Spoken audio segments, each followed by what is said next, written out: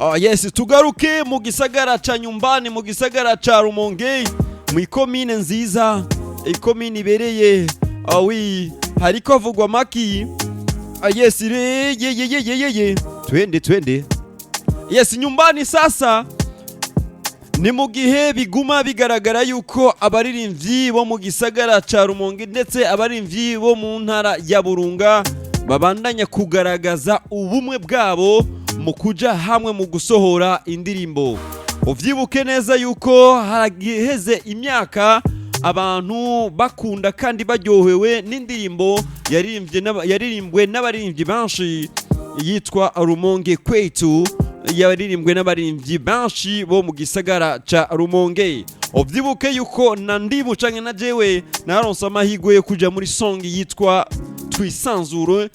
Twisanzure, indirimbo yarimwo abaririmbyi benshi ndetse nayo nyene yo mu gisagara ca Rumonge. Ndazi ko n'umuhanga kuvuga yuko je ntazi kuririmba, muragenda mwumvirize indani muri yo song Twisanzure uzokumvamwo Mr Ndimu nk'umumenyesha makuru nari natumiwe nanje kugira nikore mu gahogo. Kwa nini sasa imisi yose ndabavuga abaririmbyi gusa na mimi sijicane najicana na mimi okay. Ariko wibuke yuko tumaze no kugaragara, tumaze no kubona indirimbo y'abaririmbyi bo ngaho mu karere ka Karonda, abaririmbye Karonda Kwetu Pazuri. Yes, ubibuke yuko haraheze imisi. Yes, ndakuvugirije indirimbo y'abasaza bo ngaho ku Mutambara, kandi ni nyinshi zimaze gusohoka zivugaho ku Mutambara, ku mutumba Mutambara.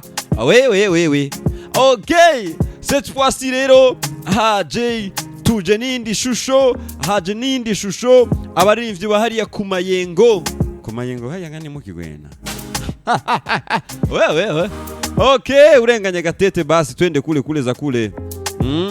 Urenganye Gatete ukachukata karosi, urenganye Karonda ke unapita kule.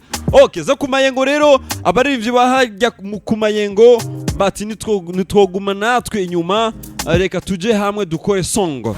Abano basaza rero bakaba baherutse gushira ku mugaragaro indirimbo yabo bise Mayengo tera imbere.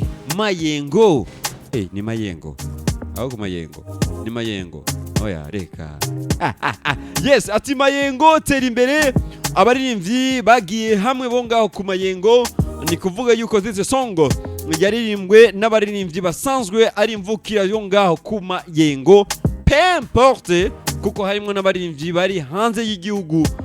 Yes, baronse amahirwe yo gukorokezamwo ijwi. Ati Mayengo tera imbere, hariya ku Mayengo hatera imbere, habe amatara. Yes, ikibuga c'indege. Wewe acheni mambo. Ikivugo kirahari. Abamotari barahari. Ku Mayengo rero, ati Mayengo tera imbere, indirimbo yagiye ku mugaragaro haraheze deja 2 jours, imisi 2 ino song igiye ku mugaragaro.